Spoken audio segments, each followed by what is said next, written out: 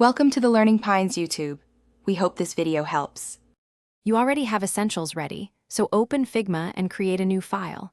Start by placing frames for desktop, tablet, and mobile at the sizes above.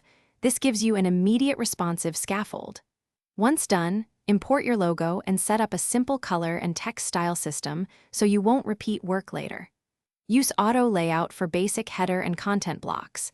It saves time when adjusting spacing. Make sure to name layers clearly and lock background frames to avoid accidental moves. Now you construct the design system. Convert buttons, cards, and nav items into components so updates propagate instantly. That's how you keep consistency.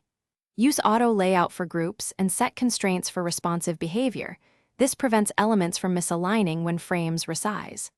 Apply a 12-column grid to each frame and a consistent baseline to align text and components.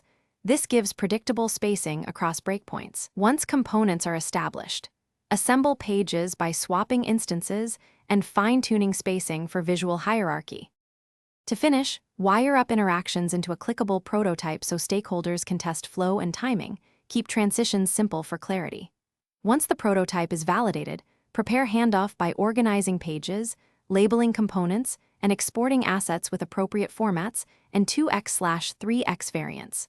Share color and text, tokens, and a styles page, and add notes for responsive behaviors and edge cases.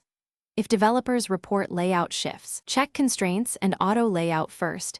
Incorrect constraints are the most common culprit. Thanks for watching. Consider subscribing if we helped you.